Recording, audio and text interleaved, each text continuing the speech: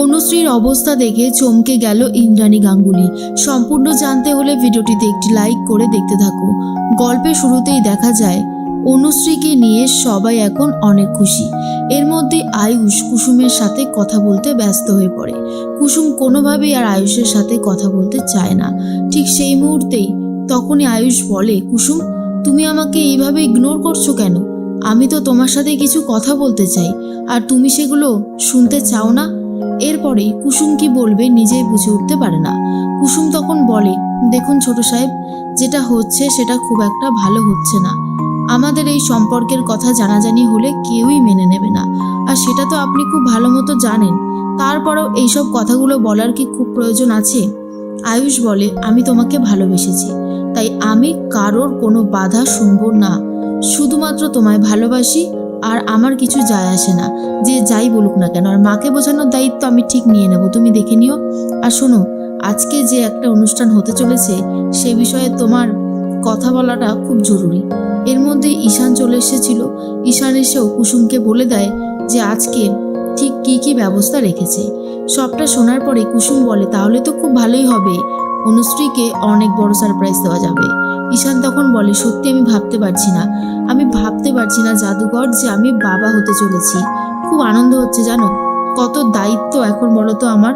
আস্তে আস্তে আমার সন্তান এই পৃথিবীতে আসবে, আর তারপর তাকে মানুষ করা, উফ, মনের ভেতরে অদ্ভুত একটা আনন্দ।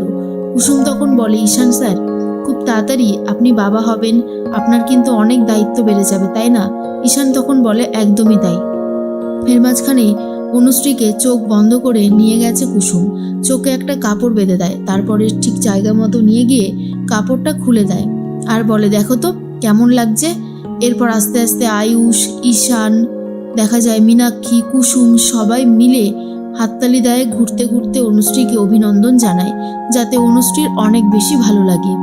এরপরেই অনুশ্রী মনে মনে একটা কথাই ভাবে, তার জন্য সবাই এত এত সারপ্রাইজ রেখেছে, তার তো অনেক আনন্দ হচ্ছে। এমনটাই ভাবছিল। এরপর একে একে সবাই ফুল দিতে থাকে, কেউ কেউ গিফট দিতে থাকে। সবাই নিজেদেরকে কিভাবে ডাকাবে ছোট্ট পুচকু সেইটা লিখে নিয়ে এসেছে, সেরকম সব আনন্দ করতে থাকে। এরপর অনুশ্রীর বাবাও খুব সুন্দর একটা উপহার পাঠিয়েছে অনুশ্রীর জন্য। তার মধ্যেই অনুশ্রীর ফোনটা রাখা ছিল উপরে। অন্যদিকে কুসুম বলে, অনুশ্রী তুমি কোথায় যাচ্ছ? অনুশ্রী বলে, কুসুম আমার ফোনটা উপরে রাখা আছে, আমি এক্ষুনি আনছি। এর মধ্যে কেক কাটাকাটি হয়েছে, সবাই সবাইকে কেক খাইয়ে দেয়।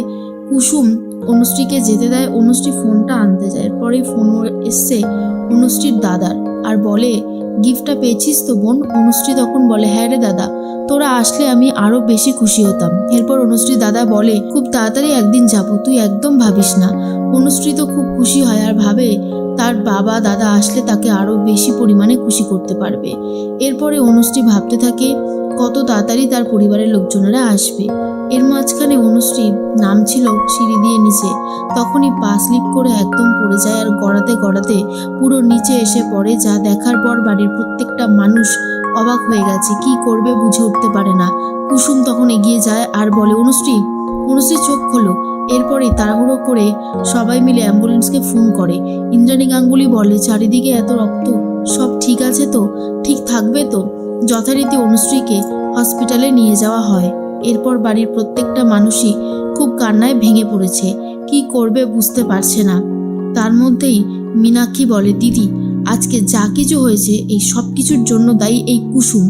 কুসুম যদি অনুশ্রীকে ওপরে যেতে না দিত, তাহলে হয়তো এই বিপদটা ঘটতো না। এই সব কিছুর জন্য একমাত্র কুসুম সরকারই দায়ী।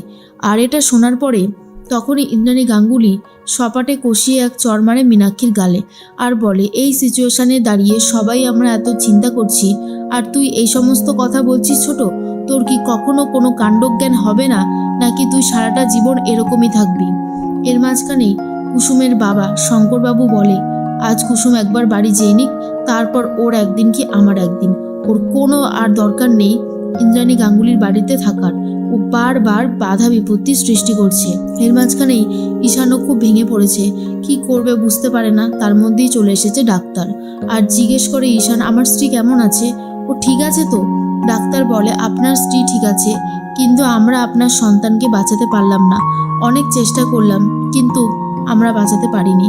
শোনার পরেই বাড়ির প্রত্যেকেই খুবই ভেঙে পড়েছে, কি করবে বুঝতে পারে না।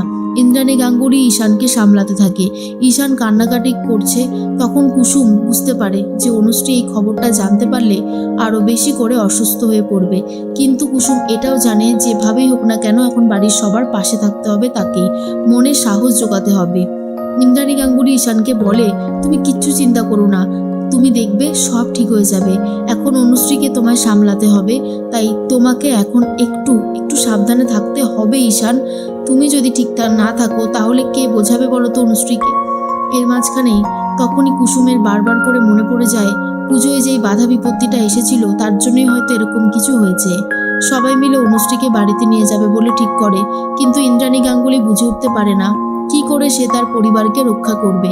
তাই গুরুদেবের কাছে কোনো আশ্রয়ে ফোন করবে বলে ঠিক করেছে। গুরুদেব তখন বলে, ঠিক আছে ইন্দ্রাণী, আমি তোমার বাড়িতে গিয়ে বাকি কথা বলবো। এর মাঝখানে কুসুম তো ভাবে গুরুদেব এসে যা বিধান দেবে সে সেটাই মেনে নেবে। তখনই কুসুমের সাথে গুরুদেব নিজে কথা বলতে থাকেন আর বলে, কুসুম, সেদিন এই বাধা বিপত্তিটা তুমি ঘটিয়েছিলে, তাই এই বাধা বিপত্তিটা কাটাতে গেলে তোমাকে এই কাজে অংশগ্রহণ করতে হবে। বলো তুমি রাজি কিনা। কুসুম বলে, আপনি শুধু বলবেন গুরুদেব, আমাকে কি করতে হবে, আমি সব কিছু করতে পারবো। এই বাড়ির জন্য, এই পরিবারের জন্য কুসুম সব করতে পারবে।